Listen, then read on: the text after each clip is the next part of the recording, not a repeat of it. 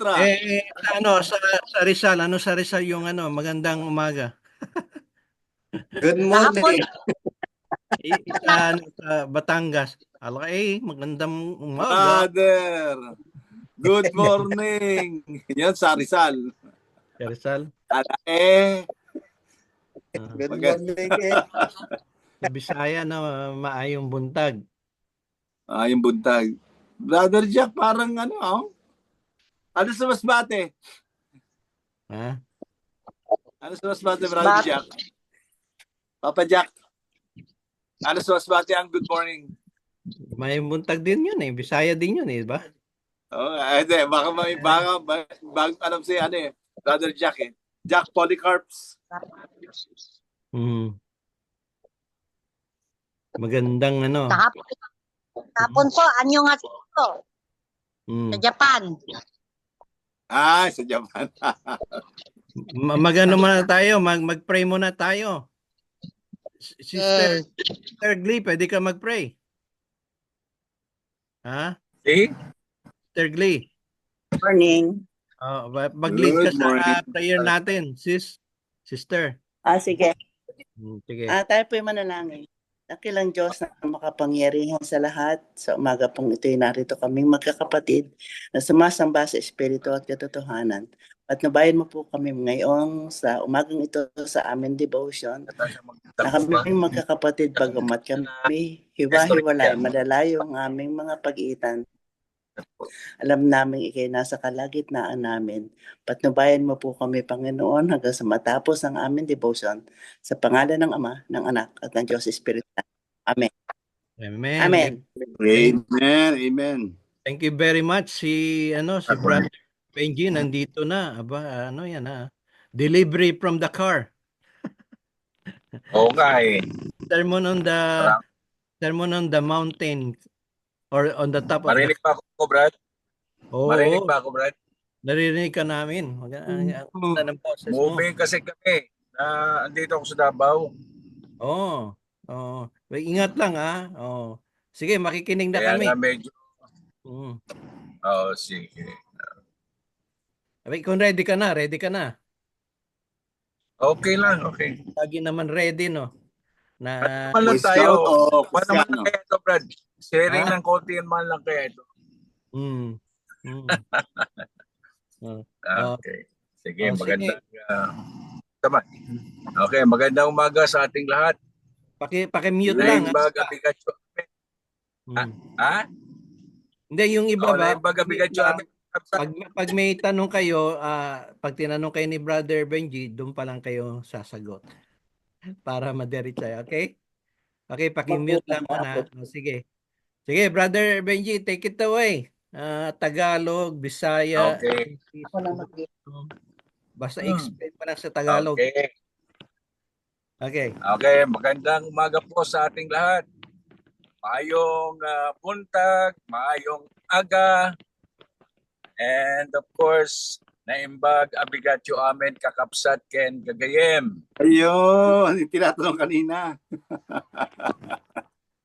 So, ngayong umaga ay papunta nga kami ng Davao kaya medyo sabi ko nga nagbibiyahe kami, sabi ko kay Brother Ador. So anyway, ngayong umaga ay part ng ating devotion ito, Brother Ador, no? So ang ating text ngayon ay makita sa Matthew chapter 28, 19 to 20. So itong mga verses na ito ay palagay ko alam naman natin ito. Alam naman natin siguro ito, no? Kasi lagi natin itong nababasa, lagi natin itong naririnig. Pero basahin pa rin natin, no? Sabi dito sa verse 19, "Go ye therefore and teach all nations, baptizing them in the name of the Father and of the Son and of the Holy Ghost." Then verse 20, "Teaching them to observe all things whatsoever I have commanded you. And lo, I am with you always, even unto the end of the world. Amen." So ang Diyos ang Diyos ang magpala ng kanyang mga salita. No? Ang ating pag-uusapan, since na devotional message, pag-uusapan natin ang tungkol sa, it's about Great Commission, or let's say about preaching the gospel. Alam naman natin kung ano ang gospel. Ang gospel ay walang iba kundi ang tungkol sa ating Panginoong Kristo. It is about His death, His burial, and resurrection. So dito makikita natin ang bawat isa sa atin ay umaari talagang obliged, no, to preach the gospel of Christ. At itong gospel na ito, sabi nga ni Apostol Pablo. Brother Benji, saglit lang ha. Parang nagpa-popcorn ka eh. Medyo siguro steady mo lang yung yung phone mo para hindi nagkakaroon ng pop ba, yung popcorn. Yung Pop? yung Okay. ano mo lang, stationary mo yung yung cellphone para hindi parang may popcorn eh. Yung pop parang ganun. Anyway, sorry interrupt ko para magandang pakikinig namin. Gustong-gusto namin mapakinig yung boses mo na walang Medyo i-steady mo lang. Pwede ba walang i-steady? Wala ka bang handle? Wala kang holder sa wala eh. Wala wala. akong holder, Brad. Wala. Wala, oo. Kasi nagpa-pop eh. Pero para maganda yung mo eh. Kaya lang kailangan namin makapokus sa iyo eh. Ha? Sorry, Brad. Okay pa ba? Hindi na, Okay hindi ba na. ang sound o Okay ang hindi sound, naman kaya lang siguro pag yung minsan nagpa-pop eh. Oo. Pero lang siguro, Okay. baka siguro steady mo lang. Kasi Steady mo lang, wag mo lang i-move. Ganon. Sige Brad. Ano ka lang. kasi nakapat. Okay, so tuloy lang tayo, no? Sabi ni Apostol Pablo sa Romans 1:16, hindi niya ikinakahiya ang gospel na ipangaral sapagkat ito yung kapangyarihan ng Diyos sa ikaliligtas ng sino mang mananampalataya. Una ay sa mga Hudyo at sa mga Grego. Itong napakagandang ipangaral sa tao na kung saan ay maunawaan nila ito patungo sa kanilang kaligtasan. Itong pangangaral ng Ebanghelyo ay para sa ating lahat, no? Hindi naman iisa lamang ang binigyan ng authority, binigyan ng karapatan upang mangaral ng salita ng Diyos. Hindi naman tayo katulad sa ibang denomination na talagang magtatanong pa sa atin tuhong nanggaling yung authority mo. Kasi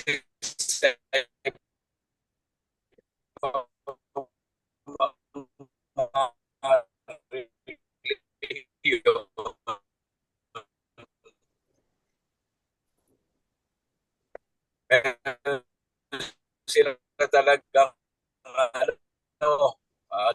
inaangkin na sila yung authorized to that we are also have that para makasuon sa iba. Sabi nga ng ating Panginoon, napakarami ng i-harvest, marami ang aalihin, pero kakaunti lamang ang taga-ani. So napakahirap pag marami kang aanihin pagkatapos wala naman o kukunti lamang yung taga-harvest. So ngayon ay sabihin nating nasa tamang panahon na matugunan natin yung pangangailangan ng mga magiging manggagawa sa ubasa ng ating Panginoon, lalo higit sa pangangaral ng kanyang Ebanghelyo.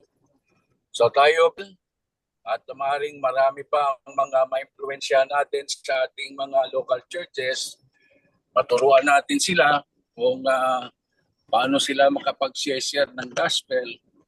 Napakahalaga noon para masagutin natin yung sinabi ng Panginoon kay Isaias, sino ba ang aking susuguin? And then sana meron tayong attitude sa ating mga kapatiran, lalo higit yung willing to commit themselves para sa tinatawag nating pangangaral ng Ebanghelyo. Nasasabihin natin, "Here am I, Lord, send me." Send them. Yun ang kinakailangan natin. Yung tumugon tayo doon sa panawagan ng Diyos. Sinong aking susuguin? At ang sabi nga ni Isaiah, "Here am I, Lord, send me." Yun ang napakaganda para kasagutan sa tanong ng Diyos, sino sa atin ang nais na humayo? Sa ating paghayo ngayon, siyempre hayo tayo, mangangaral tayo ng salita ng Diyos. Napakaganda rin na maunawaan natin yung Great Commission na sinasabi ng utos sa atin. Ang unang bahagi sa tinatawag nating Great Commission na ibinigay sa atin ng ating Panginoon. Ang sabi doon, sa atin na tayo'y humayo. Sabi nga, "Go ye therefore and teach all nations." Dito, napakalaki, no? Kung iisipin natin literally, para bang napakalapad, ano? Kasi ano na ang pinag-uusapan dito, all nations, no? Napakalapad ng nasabing field of our ministry. Pero dito makita natin, ilagay na lang natin ito sa pinaka-simple dito na lang sa atin sa Philippines. Ilang milyon tayo rito. Tapos iilan lang din tayo rito sa Pilipinas, no? Sabihin natin, iilan lang din ang population ng Churches of Christ. At masasabi natin, tayo na kahit kukunti lang tayo, sabihin natin, kung lahat tayo yung mga ngaral, maging ang mga kapatid natin, hindi na tayo kailangang magpadala pa sa ibang bansa. Dito na lang sa atin mismo. Napakalapad ng aanihin. At kailangan lamang nating magkaisa tayo sa pag-aani na nasabing gawain. Dito rin makita natin sabi dito, teach all nations. Kahit sa local lang natin, yung mga locality lang natin, doon tayo mangaral ng salita ng Diyos o ng gospel. At sabi dito, baptizing them in the name of the Father and of the Son and of the Holy Spirit.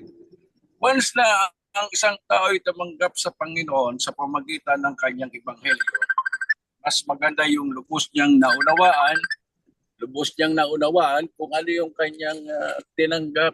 No? Tinanggap niya, naniwala siya at sumampalataya sa ating Panginoon na siya ang ating Panginoon at ating tagapagligtas. Na siya ang anak ng Diyos. No? At dito sa pamagitan ng ating pangangaral, darating sa isang tao yung pagtanggap niya at sabi nga ng inuutos ng Panginoon, bautismuhan sila. No? Bautismuhan sila sa mga denomination na only in the name of Jesus. No? Nagbabaptize sila only in the name of Jesus. Dito, kung titingnan natin, ang ibinigay sa atin na formula from the very start, kung yung titingnan ay sa pangalan ng Ama at ng Anak at ng Espiritu Santo.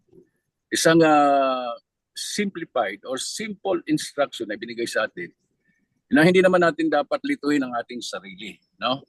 Kasi ang iba nililito yung sarili, ang ginagawa nila ay idinadagdag nila yung tinatawag na yung at sila ay binautismuhan sa pangalan ni Jesus.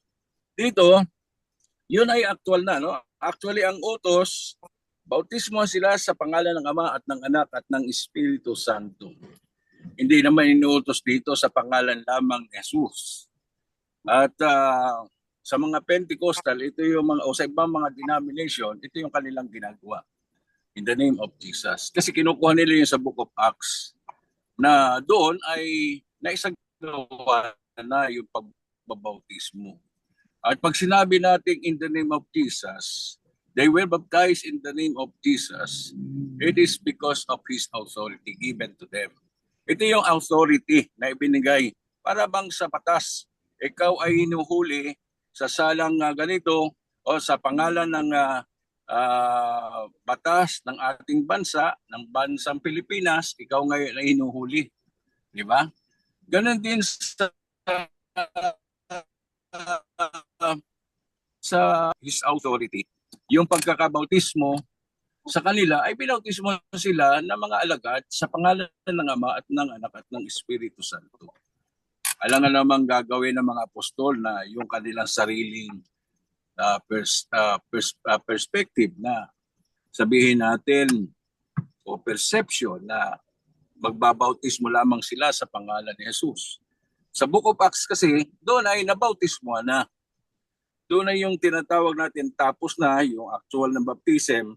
Kaya nga ang sabi doon, at sila'y binautismuhan sa pangalan ni Jesus. Ibig sabihin, tapos na sila'y nabautismuhan. At kung babalikan natin, ano yung pagkakabautismo kaya sa kanila? Babalik tayo sa original na utos ng ating Panginoon. At sila'y binautismuhan sa pangalan ng Ama at ng Anak at ng Espiritu Santo. Yung kasi minsan ginagawang ano ito sa atin. Nagkakaroon tayo ng konting problema tungkol dito sapagkat yun na nga, maraming mga denomination kiniklaim nila ito na bautismuhan talaga sa pangalan ng Ama at ay pangalan ni Jesus lamang. Doon sila nagbase. So sa atin, naniniwala tayo na ang bautismo na dapat ibautismo sa isang taong mananampalataya ay sa pangalan ng Ama at ng Anak at ng Espiritu Santo. So dito naman sa matapos na mabautismo ang isang tao, naging mananampalataya na siya, doon na tayo papasok sa tinatawag nating discipleship. Ito yung nagiging failure sa maraming local churches, maging sa mga ministers na ang nangyayari, tama lang yung makapangaral at matapos mabautismuhan, yung iba magiging nagiging lapses natin, wala na tayong follow-up na nagagawa. Yung iba nga, marinig ko ang katwiran na sa bagay, nabautismuhan naman niya sila. Lalago na rin niya sila, laging sumasamba. Hindi ganoon ang sistema na umaari ay pabayaan sila. In-nurture natin sila sa panahon na sila ay bata pa. In-nurture natin sila, palakasin natin sila, patibayin natin sila. I-mentor natin talaga sila, turuan. Yun ang sabi ng kasulatan eh.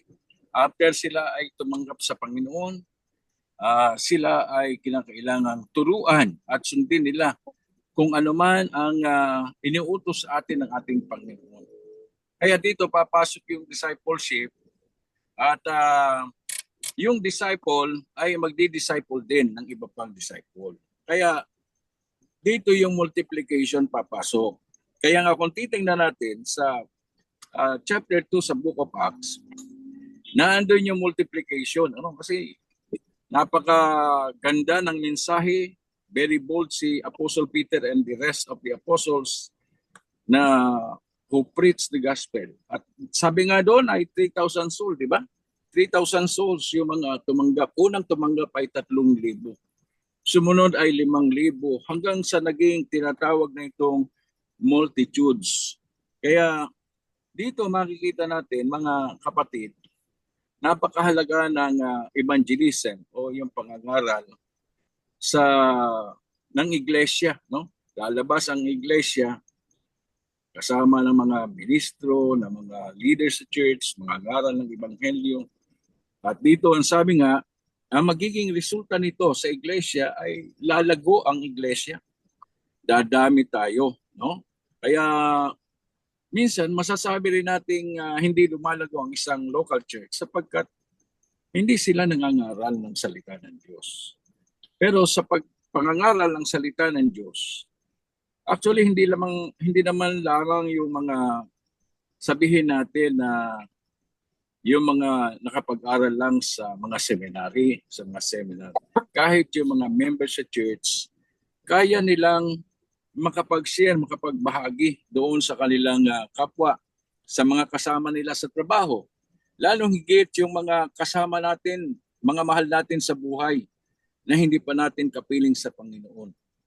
Kung tayo po ay may mga asawa, meron po tayong asawang lalaki o babae, mga anak na lalaki at babae, kamag-anak, mga magulang na wala pa po sa ating Panginoon, sila po yung number one nating priority na pangaralan po ng salita ng Diyos.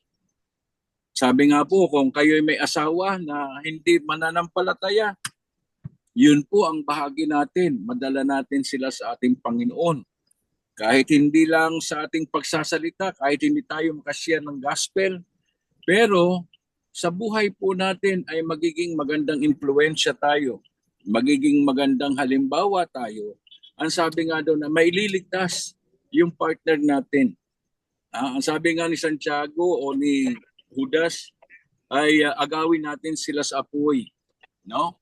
Mas maganda po mga kapatid na mag-share talaga tayo.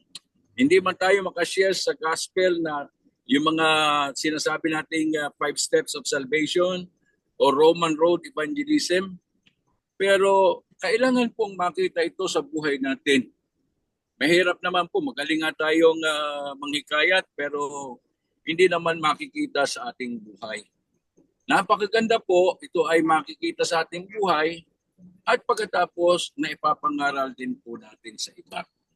Kaya sa umagang ito, meron ding pangako sa atin ang Diyos, no? Ang ating Panginoon. Habang ginaganap natin ang ating tungkulin na ipangaral ang Ebanghelyo, ay hindi naman tayo pababayaan.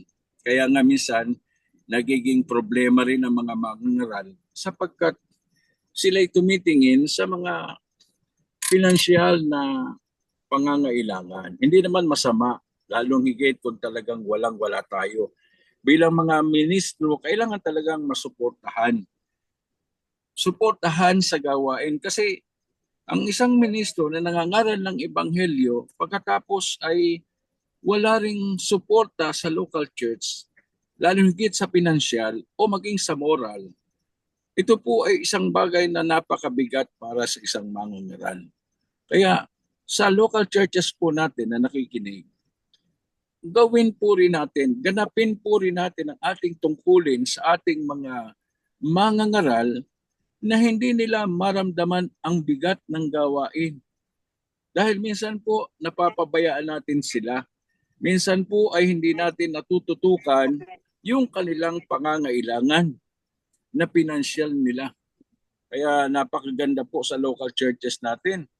Isang challenge po ito na makita natin yung pangangailangan ng ating mga mangaral upang sila ay maging masigasig, maging masigla, wala silang pag-aalinlangan na mangaral ng salita ng Diyos sapagkat back up po sila ng local church. Kaya maganda po, lalo higit sa pinansyal, kawawa naman ang mga ministro natin na talagang umahayo, nangangaral, pero sabihin natin kulang pa ang inisyatibo ng ating mga local churches. At sabi nga rito, hindi naman tayo pababayaan ng Panginoon. God will provide sa mga mangaral natin na nangangaral, gawin po natin yung pinaka-best po natin.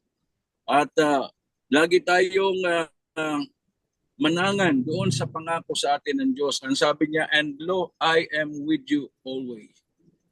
Dito hindi tayo pababayaan ng Panginoon. God will provide ayon sa Philippians chapter 4. Ano po, sabi doon, verse 19. Hindi po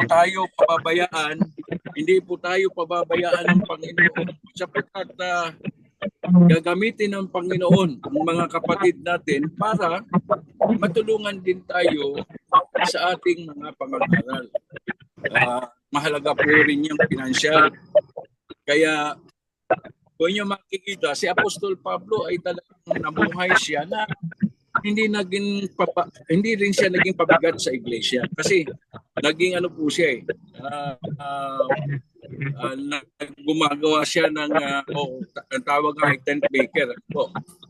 Gumagawa siya ng tinatawag nating tolda upang isang bahagi yon sa kanyang income.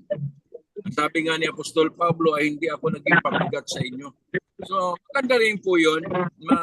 May mga pagkakataon kung ang isang mangangaral po ay may kakayanan din magtrabaho upang kumita ng pantusto sa kanyang pangangailangan at saka ng kanyang pamilya. Maganda rin po yun para hindi rin naman mabigat para sa isang local church na maliit at hindi masyado pang malaki sa kanilang pinansyal na pangangailangan. So, lagi nating pakakatandaan bilang mga ministro po, mga ngaral ng Ebanghelyo, gawin po natin ang lahat ng magagawa natin. Pangaral po natin, mag-double time na po tayo ngayon kasi medyo nalalapit na talaga ang panahon ko inyong mapapansin. Lapit na talaga. Brother Armel, can you silence your phone? Hold on, nawala si Brother Benji, naka-mute. Na-mute. Pag-mute din po yung kay Pastor Arnel. Siya po yung nag-interrupt kanina. Okay. Okay lang. Nandiyan ako. Okay, paki-mute lang yung iba kasi hindi ko malaman kung sinong na-interrupt. Buti pa sister Ikaw, sige. brother Adora, mag-unmute sa kanila. Oo nga, hindi ko rin ma-mute Hindi ko rin ma-mute. Hindi ko kasi Okay, sino ikaw ang panya. You can sige. go, Parang Dor. parang tapos naman ako. Ayun Okay. lang ang masasabi natin sa ating message ngayong umaga. Narinig naman natin yung ito isang atas sa atin ng ating Panginoon. Humayo tayo. Not necessarily pupunta tayo sa isang lugar na malayo. Nandiyan lang sa tabi-tabi natin yung mga taong nangangailangan ng Ebanghelyo. Kaya mag-double time po tayo, share natin. Kung kapitbahay natin kasama sa trabaho,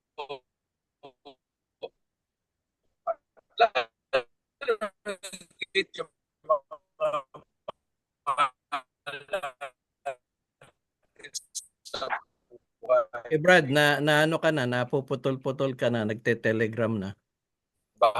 Punta muna tayo sa Q&A kung Brother Benji, ng ating Panginoon. na-prosent ka. Ang iglesia ay very supportive. Makikita po natin ang ay nitiban. May Signal. nasa malaking bundok na. Okay. Nasa malaking bundok na.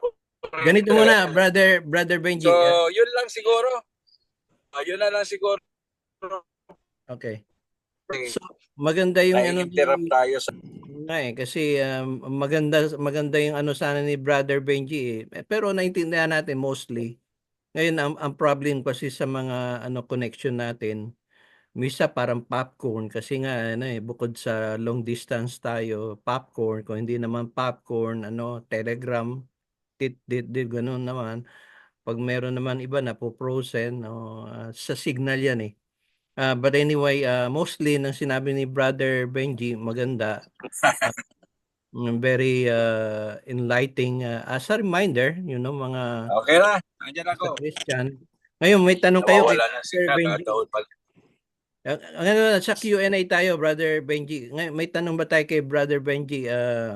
Wag lang masyadong personal. Yung yung ginagawa niyang personal evangelism, yung ginagawa niya, saan siya ngayon nakadestino, ano ba yung mga experience niya sa soul winning. May mga tanong kayo katulad ng ganun. May tanong po, tanong.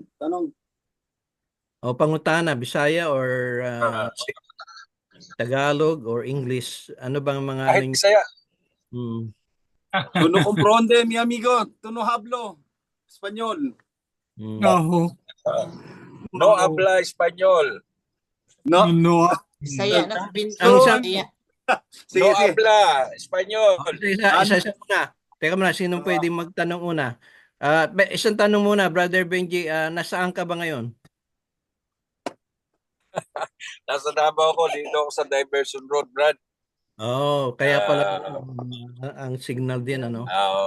Inihatid namin kasi yung anak namin na nag-duty kasi. Oo, Kaya sige. inihatid muna namin.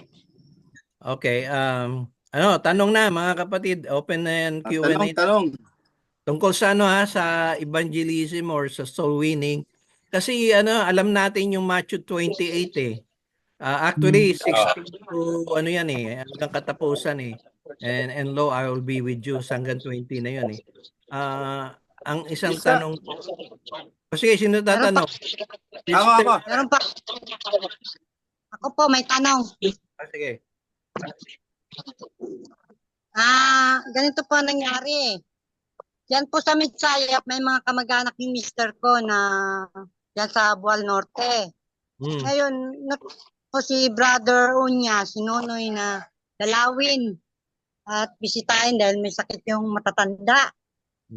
Ngayon, kaya naman po naging response nila, pero nag-chat po ako bago sila pumunta sa pinsan niya na isa din sa Cavite ka noon.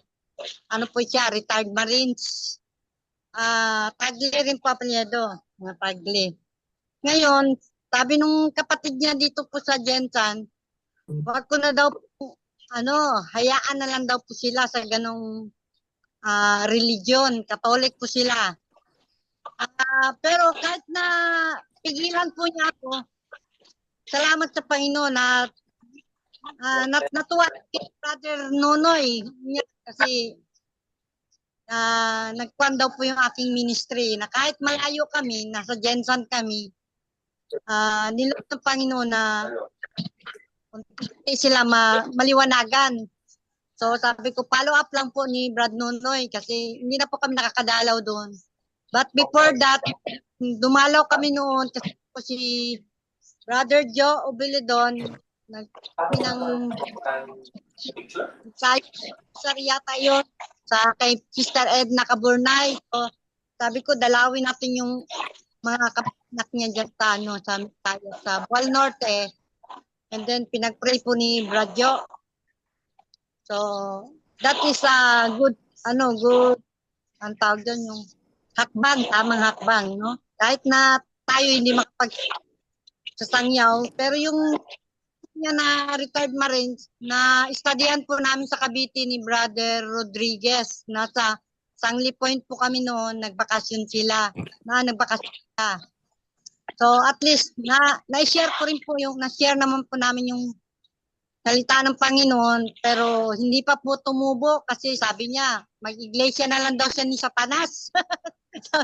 Sabi ko, so bakit naman? Sabi ko, so, God's willing siguro nung mag-retire siya nandiyan na siya sa Boal Norte. Pero dati po sa Palawan po yan siya sa Palawan. Ang pamilya niya. Pero parang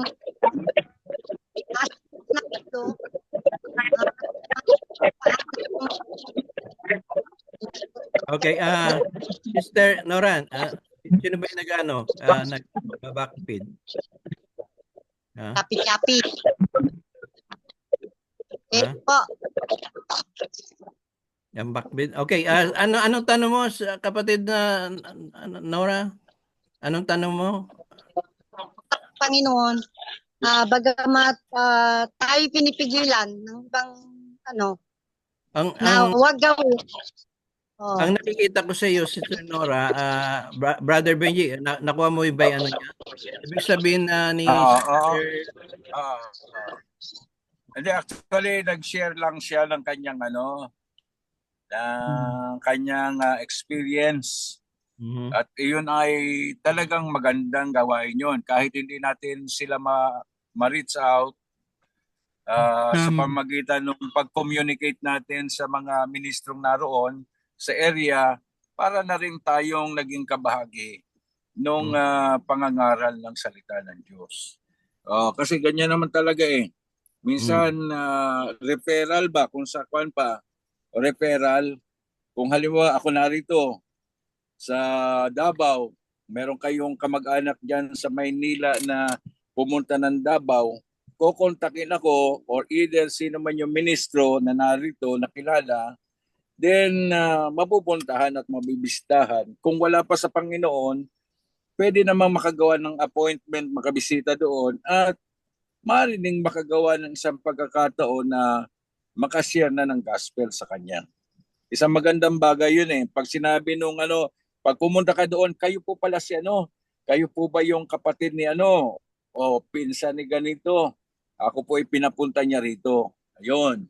Malaking bagay yun kasi kilala nila yung nagpapunta sa iyo bilang ministro. Pag pumunta ka doon, mas tatanggapin ka nila dahil ang dala-dala mo ay yung pangalan ng kamag-anak nila. Parang referral lang siguro sa atin. At ayun ay sabi nga niya, naging bahagi sila ng ministry kahit papaano.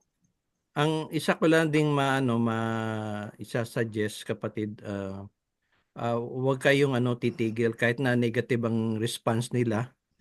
Oo, i-pray na lang natin kasi mostly lahat ng mga nagbibigay ng negative, merong darating din na positive yun. Pag na alam nila na kahit na gano'n ang response ng tao o response nila, nakikipag ka pa rin na mabuting response. 'Di ba? Maganda yung response mo, Sister Nora. Basta gano'n lang, sabi niya, dito na kami nabuhay, dito na kami nagising. Dito na rin kami mamamatay. Pero darating ang panahon, magigising pa uli sila. Kasi ang gospel, sabi nga nun, hindi babalik yan ng walang bunga. At magbubunga yan. Ang bunga. Hihintayin lang natin. Amen. In God's time, sa panahon ng in His time. Kaya konting tiis lang. Ang kulang kasi sa atin, minsan mga Kristiyano o mga kapatiran. Patience. Yung gusto natin ngayon naman. Kasi ang ngayon, now generation, ngayon na. Hindi. It takes time. Diba? May mga tanim na it takes time na tumubo. Hindi mo nga alam, tumubo, no? Masusurprise ka. Ganun yan. So, ano pa mga tanong nyo? Dagdag? Brother Ador. Oh. Brother Ador, ito, follow up ko lang yung sinabi mo. Lagi nating tatandaan, mga farmer tayo eh. Mga magsasaka. Ang part lang natin ay magtanim. Yes. Wala tayong kakayahan na patubuin. Hindi tayo nagpapatubo eh. Ang Diyos ang nagpapatubo doon sa ating tinanim. And basing from my observation, if we will try to analyze it, it all started as the stagnation of evangelism. Stagnation, not death. Of evangelism is the building of scholarly mga tinatawag nating seminaries, colleges, naging stagnate. Ang punto ko doon, ang pag-aaral ng salita ng Diyos inatin sa mga nakapag-aral lang sa seminary o sa kolehiyo. Saglit, Brother Robert. Opo.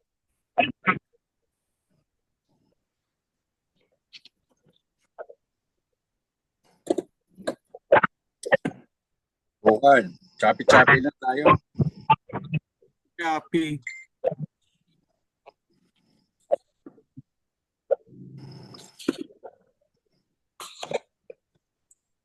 Yeah.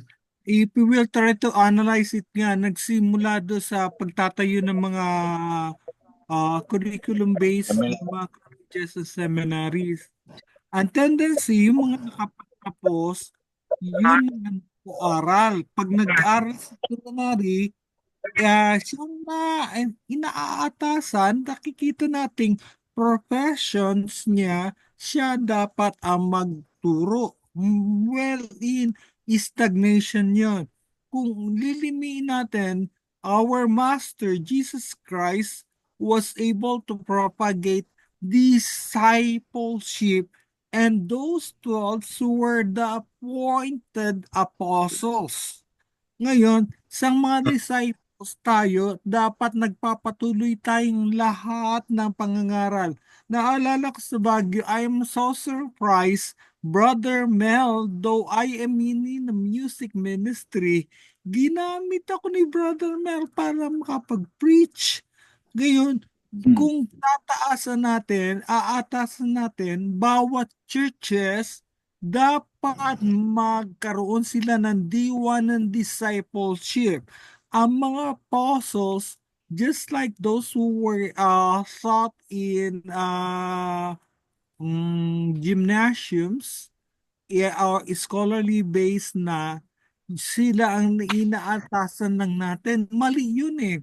Kaya dapat yung disciples, we have to spread it maraming way. Ang usually yung mga nakapagtapos sa mga colleges and seminaries, they preached it, but that is stagnating. Parang kanal na slow ang movement. Ngayon, kaya nakikita natin hindi namatay ang pananalita ng Panginoon sa pamamagitan ng mga disciples. Marami tayong paraan katulad ng writing or sharing of the gospel. Now, yung verse, we may be able to start spreading it through our concept of writing or sharing of the writing of words mismo po. Yun ang mapapansin natin. We have to continue on spreading or sharing it as a means na lahat tayo ay disciples, that we are to spread it in various ways. So, yun po Okay. lamang. Tama yung sabi ni Brother Robert, sa kanya, meron siyang way, katulad ng ni Sister Luz and Brother Boyet. You can share the gospel through singing, through other ways. Yung iba, pwede sa drawing, pwedeng sa animation or cartoonist, or giving handouts, tinatawag natin pamphlets. So there's so many way na pwede nating we don't have to say a lot, hindi natin kailangan magsalita ng maraming words. Just sometimes smile ka lang, you can smile, and then or offer greetings, kumusta, ganun. There's so many ways, kaya nga sa evangelism step by step yan 'di ba? Making friends is another way. Kasi bago makikinig sa yung tao, hindi ka naman kilala, you make friends, friendly attitude, parang mo siya mapalapit ka sa tao. That's another way, 'di ba? Halimbawa, katulad ng mga may mga nakikiramay ka, or pray ka sa mga may sakit, or visitation, isa 'yon, 'di ba? Sabi nga nila, iba diyan kailangan natin ng mga ganong activity, 'di ba? 'Di ba? Ano pang iba inyong may dadag, kapatid? Bali yung sa akin, brother, yung sinasabi nating mga strategies. Sabi ko nga, palagi kong nasasabi ito, maraming pamamaraan paano manghuli ng isda. 'Di ba? Tama, no? 'Di ba sa evangelism ganun din. Yung isa yung sinabi mo nga yung starting pa lang sa paglapit mo sa isang tao, pag-approach mo, hindi naman kaagad yan na share mo na kaagad yung gospel no? Yung word of God. Minsan kasi pagka binigla mo rin yung tao, para bang isda, pag nagulat yung isda, lalayas yung isda So, kailangan natin yung magpakita rin tayo ng mabuting pag-uugali sa tao na ating lalapitan. At pagkatapos, kung meron tayong pagkakataon pwedeng ibahagi na natin. Hindi naman yung patagalin pa talaga natin, as long as meron kang makitang opportunity na makakapasok ka para ma-share mo yung gospel, gawin mo na kaagad. Kasi minsan lang yung pagkakataon din na ibibigay sa atin. Amen. Sino pa, mga kapatid? Okay, Piador. si- Kuya Pads. sino pa yung si Brother na ako. Joey, susunod si Brother Armel. Make sure, sino pa tong sa Galaxy Tab 7? Sino to? Kasi madilim, hindi ko makita. Brad. Sila Boyet yan kanina, sila Boyet at saka si Luz. Okay. Anyway, sige, dagdagan ko lang yung and you will be with me to the ends of the world. Hindi natin magagawa yon kung hindi tayo mangangaral. Tama yon na kahit sa anong paraan, pangaralan natin sila. Kaya nga may one verse doon na pwede ka mag-share. Yun nga lang, walang baptism doon. Dadagdagan mo na lang. No? So may mga materials na ginagamit sa mga nagsisimula, mag-share. Sana tayong mga nagkakaedad na, madali na para sa atin yung mag-share ng gospel. Yun yung isa. Ang church, dapat i-move natin na nagmi-mission. Kasi yun ang utos sa Yun yung paborito natin Yun yung commission. We are commanded. At sabi, at sasamahan kayo to the ends of the world. Hindi tayo sasamahan ng Panginoon to the ends of the world kung hindi tayo mangangaral sa ibang bansa. Tama naman ang pangaralan natin yung mga nasa paligid natin. Kung ang Amerika ay hindi, nagtapos lang sila sa Mexico. Kaya nga ang Mexico ngayon, ang mga churches yan, 120 years, 110, 130.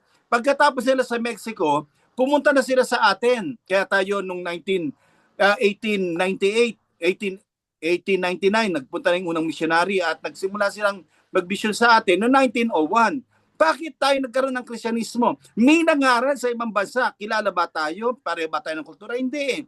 Nung sinabi ni Apostol Pablo na hindi ako naging pabigat sa inyo, pag binasa niyo yung konteksto nun, nagsisisi siya. Bakit siya nag-tent making? Para magang umasa siya sa tent making. Hindi siya umasa sa Diyos. Basahin natin uli yung ating konteksto. Tent making, maganda yan. Maganda yan. Nakakatulong yan sa ministry. Pero sabihin natin na kinakailangan mag-tent making ang lahat para makatulong, hindi tama yun. Nung sinabi ni Apostol Pablo, ako ay hindi naging pabigat sa inyo. Pag binasa niyo kontekstong yun, sinabi din yan, nagsisisi ako. Bakit ako nag-tent making? Dahil trabaho ng church iyan. No, so dalawa lang pinupunto ko dito. Unang-una, huwag tayong umasa lang na sa mga paligid natin marami nang dapat pangaralan. Hindi makakarating sa atin yung pantata etne to all the nation. To all the nation, hindi lang Pilipinas. Yung etne doon, ethnic group. Hindi lang nakapunta ka ng Guatemala o kung ano man. Hindi, ethnic group ang pinag-iusapan doon. Kaya inuutusan tayo mga Kristiyano na mangaral sa iba't ibang lugar. Marami. Pabayaan natin sa mga miyembro natin ang pangangaral. Turuan natin sila na mangaral sa mga kalapit nila. Okay, Brother Joey. Una. Ikalawa. Brother Joey. Turuan natin sa... Po? Ano kita kasi i-schedule kita, i-discuss mo na yan doon. Hindi. Sinasabi ko lang kasi yung punto medyo mabigat para sa akin na para tayo si Ed Lapis. Si Ed Lapis, sociologist yun. Dahil sociologist siya, gustong-gusto niya na ang mga kababayan ang tumanggap pero hindi niya ini-encourage ang mga tao, si Ed Lapis to na pumunta pa sa ibang lugar. Dito nga lang sa lugar na ito, marami ng mga dapat pangaralan. Sa mga ayaw tumanggap sa Panginoon, iwanan muna natin at pumunta tayo sa iba. Ipanalangin natin, pumunta tayo sa iba. Huwag tayong manatili doon sa may ayaw. Dahil mauubos ang oras natin. Tama. Yun lang. Tama. Yun ang natin, Brother Joey, maganda yung mga points mo, i-schedule ka sa susunod. Pero ang ano lang kasi natin na when the opportunity maging ano natin sa malayo, sa international or local, grab the opportunity. Kasi ang preacher, gospel preacher, opportunist tayo in a good way. Ibig sabihin, kung merong kaluluwa ditong available, i-share natin. Kung may kung saan tayo mapunta, wherever we can reach, kung saan tayo dumating, i-share natin. Ganun lang yun eh. But anyway, si Brother Joey, we can hear from him about the subject na ano, yung mga ethnics. Okay? Sa susunod, bibigyan natin ng schedule si Brother Joey. So, prepare for that, Brother Joey, okay? All right. Sa yung ano sa sino ba yung isa dito si bago si Sister Luz, meron yung ano yung Galaxy Tab A7 Lite. Sino to? Yung sa Galaxy Tab A7 Lite. Ano, nag-releasean eh. Saglit pa, Brother Armel. Wala, sige ikaw na, Brother Armel. Kung wala ikaw na, Brother Armel. Medyo, Brother Armel, yung echo mo, malakas ang echo mo eh. Meron ka ba pinapakinggan na radyo dyan? Double? Okay. Na compete ang ano eh. Okay na. Konti pa. And then susunod Sister Luz. And then yung iba yung available mag-share tungkol sa gospel. Baka po magkasama sila ni Joey, kaya ano. May feedback eh, Brother Armen, may feedback eh. Ayusin mo muna, then I'll get back to you. Sister Luz, ka muna.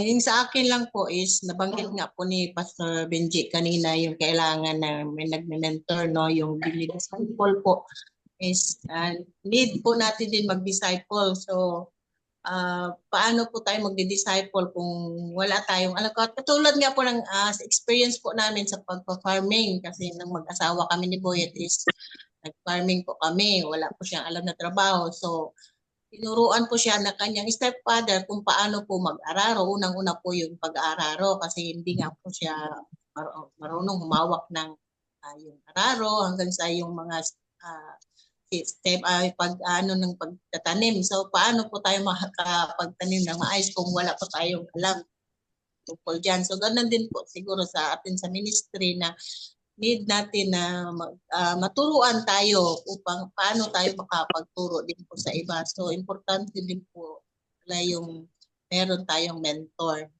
sa atin. Yung tinuturuan talaga tayo na katulad nga mga teacher, di ba po, sila patuloy pa rin ng training ng mga seminars kahit na po na sila, alam na o need nila ng mga ganyan para po nadadagdagan yung mga kaalaman. Tama ka, sister. Kailangan ng kasi naman yun sa banggit na text ni Brother Benji na make disciples, kailangan sumunod mo sila, tagasunod ni Kristo, sumunod sila. And then teaching them to observe. Mag-observe ka and then to obey lahat ng pinag-uutos ng Panginoon. Isa yan yan ang purpose ng discipleship kasi kung ang discipleship has nothing to do with soul winning, it's about leading, puro leading. Kailangan it's more on soul winning. Ang leading, susunod na yan eh. Ang leader natin, susunod na yan. Okay, Brother Armel, medyo ang mo, yung may konti pa pero pwede ka na. Okay. Thank you, Lolo Ador, hindi naman pagtatanong ko ang aking bibigkasin, Gusto ko lang purihin ang Diyos sa katauhan ni Benji, Unang-una, maganda yung kanyang pinaksa. At nakita ko nung nandun ako sa North Cotabato sa Midsayap na nag-meet kami ni Brother Benji, Pinasyal niya ako sa mga lokal na kanyang mga ministry at talagang yung kanyang itinuro ay hindi lang basta kanyang itinuro kundi kanyang ginanap din dahil napasyalan ko yung mga iglesia na kanyang sa tulong ng ating Diyos ay nagkaroon ng mga lokal doon sa mga liblib masasabi ko mga liblib dahil yung mga rough road at yung turo ni Brother Benji ay napakaganda at yun ay kanyang hindi lamang sa turo kundi kanya rin namang ginanap, no? 3 iglesia yung aming pinasyalan nung nandun ako sa kanya. Thank you Brother Benji doon sa iyong pag-imbita sa akin sa Alamada, no? Kaya nawa yung kanyang itinuro ay panalangin natin sa Diyos na patuloy nating ibahagi yung evangelism and discipleship, ano? Dahil nakita ko ang ministry ni Brother Benji sa Alamada ay napakaganda. Sa kabila ng kanyang abala sa pagtuturo sa National High School sa Alamada, ay nakuha niya pang magkaroon ng time para magtanim ng mga salita ng Diyos doon sa mga liblib na aming pinasyalan nung nandun ako. Kaya purihin ang Diyos sa pamamagitan at sa katauhan ni Brother. Amen. Amen. Okay, si Brother June Byron pala yung kanina eh. Okay, Brother June. And then susunod si Sister Nora. Pero happy birthday. Happy birthday, Brad. Ilang taong ka na? 70 po. Ha? 70. Opo. 17. 70. Sige, Brother June. Happy birthday po. Happy birthday. Brother Benji, ang sa theology po kasi, yung Great Commission po, may view po si Mark 16:16, mayroon naman si Matthew 28. Mayroon po, ang context po kasi doon sa Matthew, tama po si Brother Joey, yun po ay demonstrative case po yan. Utos talaga yan. Ang buong mundo, hindi ka makarating sa buong mundo kung hindi ka humayo. Yung po naman sa kay Mark, yung po as you are going naman. Yung sinabi ni Barbie, pag ikaw ay kung saan mapunta, may trabaho ka, engineer ka, lifestyle naman ang applicable doon. Hindi po nagkukontra yung kundi it is a situational basis. Kamukha ako, nung ako ay pumunta sa Hong Kong as missionary, pero nung ako po naman ay nandoon sa Bangkok as pasyente, dahil sa nagpagaling ako, doon ini-invite ako sa mga preach sa mga sa embassy na mag-share, na invite ako sa International Church. Yun po ay pareho din po matutal na wish to God. Yun lang po, Pastor Brother Jerry. Okay, thank you, Brother June. Maganda yun. Situational yun eh. Kasi yung sabi nga, merong teacher, merong pastor, merong evangelist. All those are parts of soul winning. So, kung saan ka nadala, di ba? Katulad ni Brother Joey, madalas to mapunta sa iba't ibang lugar. It's a good, magandang, magandang, di ba? Brother Joey? So, depende sa calling. Kaya si Brother Joey, maraming napupuntahan lugar. Mandated po yung Matthew 28. Oo, okay. Si naman, balik natin si Sister Nora. Then tumaas kayo ng kamay, sinong susunod? Sister Nora. Magandang umaga po. Meron pong magandang nangyayari ngayon sa amin dito sa Baluan. May naging kaibigan po ako dito sa harap ng bahay ng kapatid ko. May tindahan.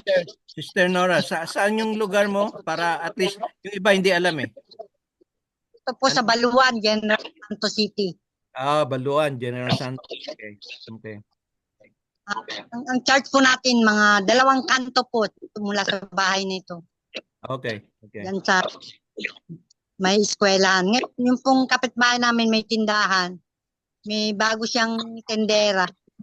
Sabi ko, kinakaibigan ko, sabi ko, invite kita mag-church dyan sa Baluan. Naririnig po niya yung tugtog kasi malakas yung tugtog ng banda doon. And then, in-invite ko po siya kahapon, sabi ko, willing siya. And then, sabi ko 5 a.m. po ang simba dito. Then, inantay ko siya kung nagising. Hindi pala siya nagising.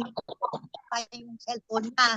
Ngayon, ang ginawa ko, bumili ako ng Dell at binigyan ko siya ng mana. Saka sabi ko, nagluto ako ng maha. Sabi niya, gusto niya bumili. Sabi ko, tikinit kita. Sabi ko, libre lang. Then, tuwan-tuwa siya. Sabi ko, sige, yung cellphone number mo kay para pag hindi ka magising, video call ko siya para magising siya ng alas 5. Yun po ang kagandahan na talagang ang Panginoon, dinala kami dito kasi dati po sa Apupong kami sa isang bahay ng kapatid ko. Sa Davao, transfer po kami dito sa Piensan. Nandito na lahat ng kapatid ko, lahat ng kapatid ng mister ko. So, niloob ng Panginoon na dito kami dalhin. At naging patunungin ko kami ngayon sa Davao dati, mga 1992. So, matagal po kami sa Davao kasi may bahay po ako sa Davao. So, kung loobin ng Panginoon na may benta ko yung bahay doon, talagang dito na kami dinala ng Panginoon kasi nakabili na po ako ng lote dito sa Baluan, barangay. So, ipag-pray po natin yun. Amen, amen. Maganda yung mga layunin. Sino pa yung nakita kong tumaas na kami, tanong, bago tayo mag-closing prayer and there linger longer.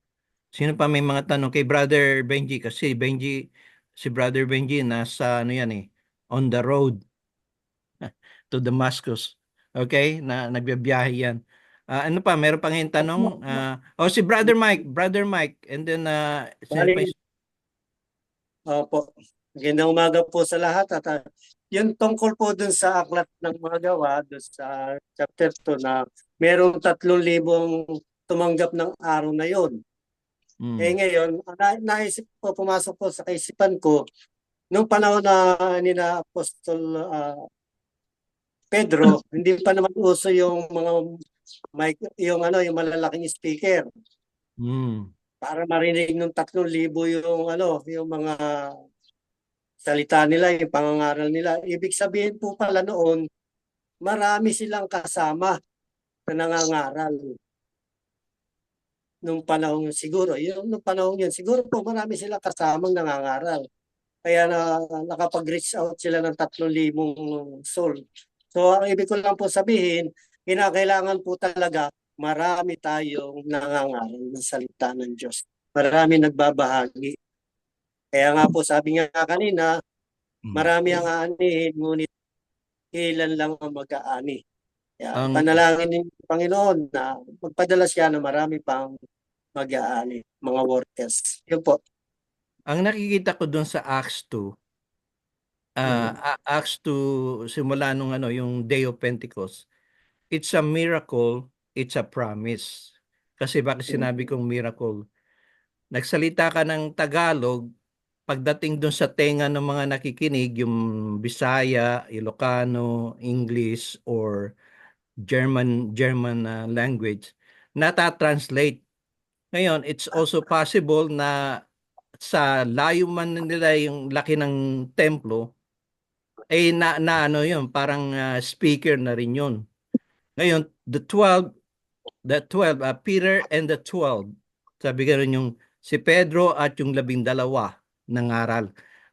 Definitely sa akin, ewan ko kung may explain ng mga doctorate natin ni Brother June, na yung panahon na yon, kasi Day of Pentecost, promise yun, promise ng God, it's a miracle. Kasi hindi pwedeng hindi miracle yun. Kasi number one, bakit itong mga Galilean, narinig natin nagsasalita sa ating wika? Hindi naman nag-aral yun sila. So, isa yun sa miracle. At possible siguro miracle din yung ipagkakarinig nila na walang noise, walang feedback, walang telegraph na tawag dito signal. So isa yun sa miracle. Kaya there's so many miracles in the Bible and it's a promise. Di ba? Ano masasabi mo, Brother June? Ano po, Brother Edward, tama po yung sa inyo.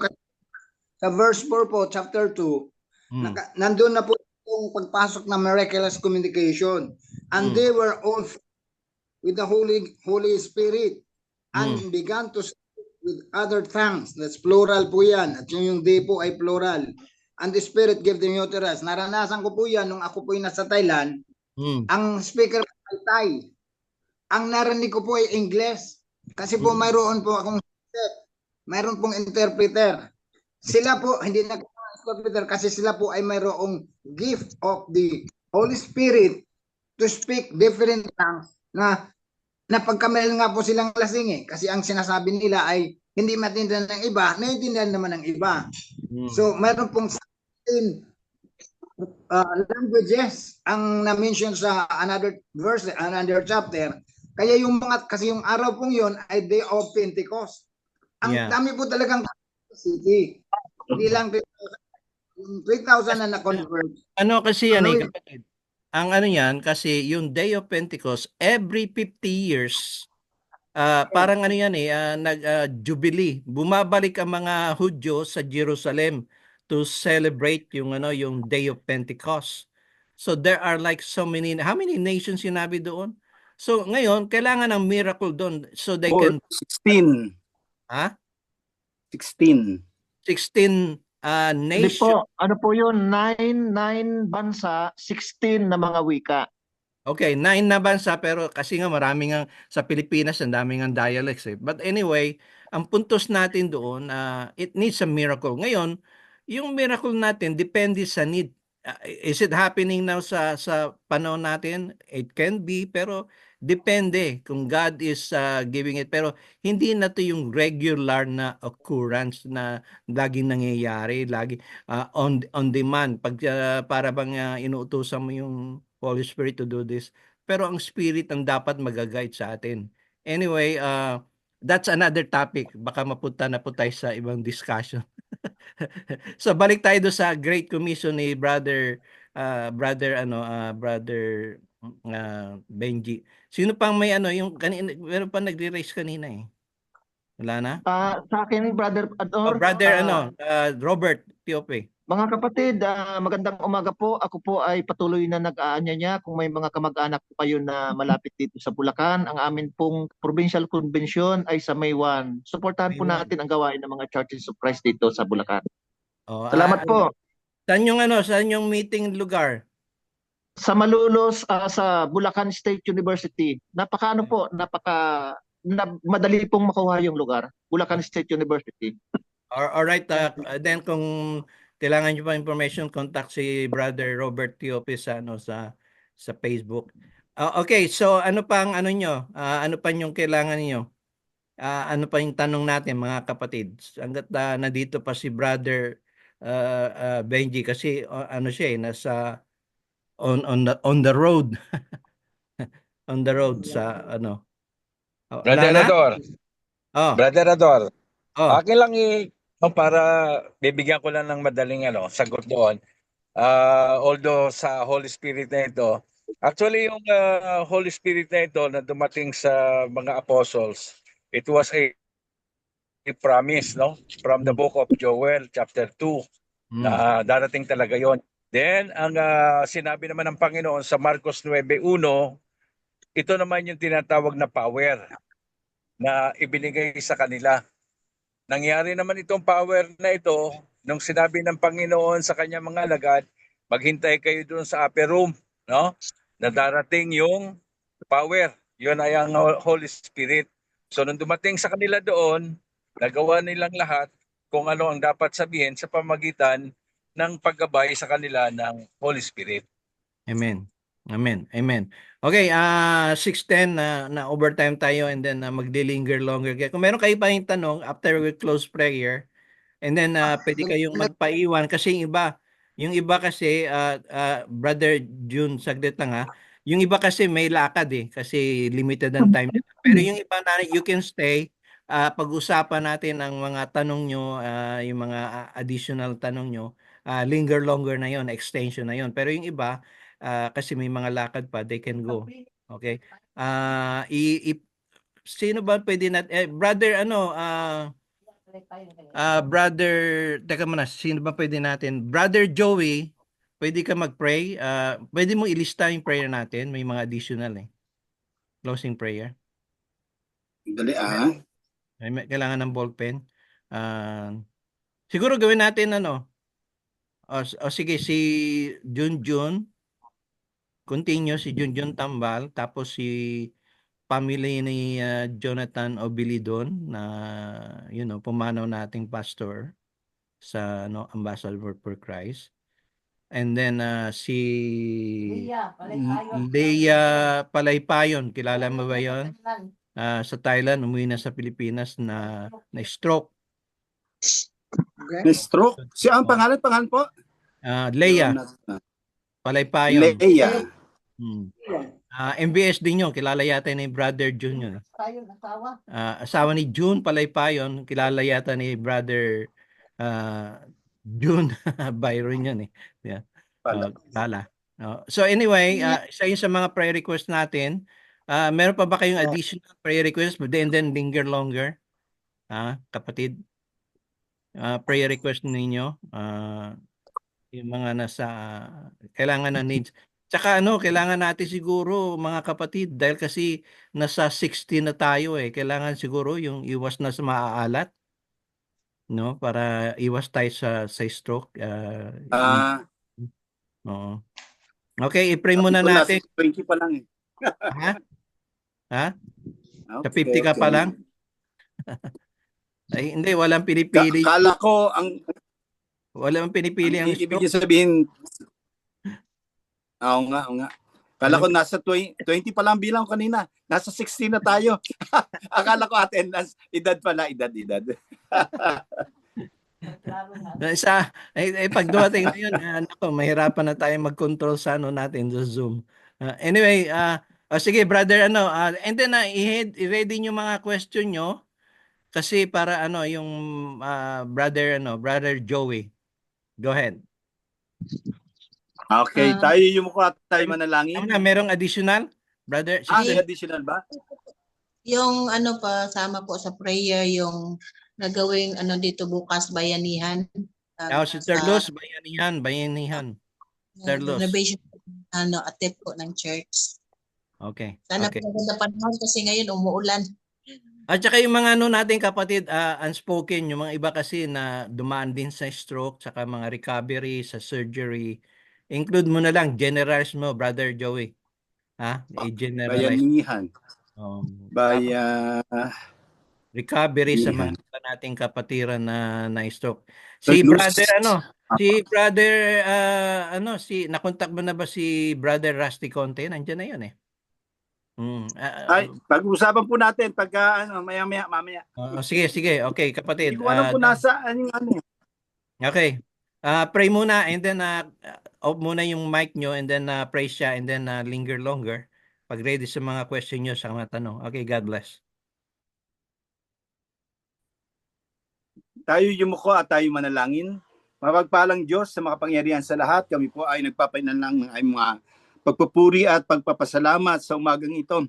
Salamat Panginoon kay Kuya Benji, kay Brother Benji, Panginoon, sa kanyang eagerness na makapag-share ng gospel at dinala Panginoon niya rito, Panginoon. Salamat Panginoon sa salita ni Brother Armer Alca, Pastor Armer Arca, na nagbigay nga ng mga bagay-bagay na patutuo tungkol sa ginagawa, Panginoon, sa lugar na yon. Salamat din Panginoon kay Brother June Byron na nagsalita tungkol sa kinakailangan ng paghayo, Panginoon, sa malayo. Panginoon, sumasadaling ito, dinadalangin namin si Brother John Tamban na dumaranas, Panginoon, ng kahirapan ng kanyang lupang katawan. Dalangin, Panginoon, namin na patuloy yung Panginoon siyang pagpalain, ingatan, Panginoon. Hindi man nakaluhod ang ayong mga tuhod, ngunit ang ayong mga puso ay nagpapatera pa sa iyong harapan upang kagalingan ni Brother Junjun. Ganun din, Panginoon, sa Tere, Panginoon, sa kanyang kalusugan bilang ina, Panginoon, ng batang ito. Panginoon, pagpalain mo nawa, Panginoon, ang maginang ito.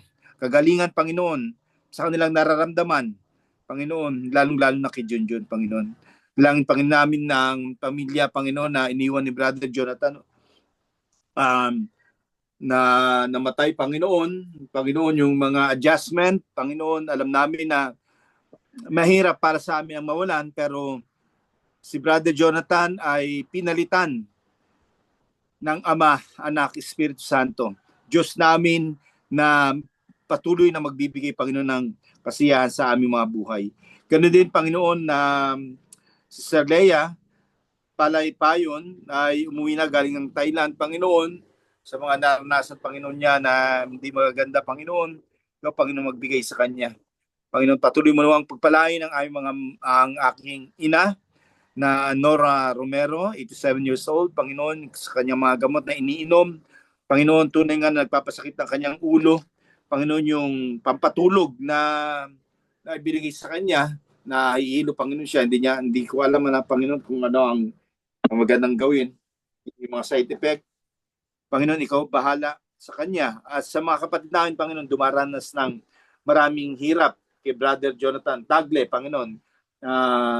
Sir Nora, Panginoon. Ikaw naman, Panginoon, ang patuloy na pumatubay sa kanila at mag-ingat, Panginoon. At sa mga kapatid, Panginoon namin sa grupong ito, at sa hindi sa grupong ito, Panginoon, patuloy yung Panginoon. Langin namin na pagpalain mo sila. Panginoon, yung mga kasama namin, si Brother Anthony Malyari, lalapit Panginoon namin sa iyo, panalangin para sa kanyang kalusugan din. Dahil sa hirap, Panginoon, ng pagtatrabaho, nagtatatlong trabaho na siya sa 24 oras.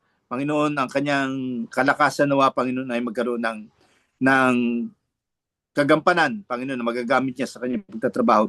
Ganun din, Panginoon, si Brother Dave, Panginoon. Ikaw, Panginoon, magpala sa kanya. Matagal na Panginoon, hindi nakakasama. At yung mga dati pa na yung mga kasama na hindi namin nakakasama, ay pagpalain mo rin para makasama mo rin namin.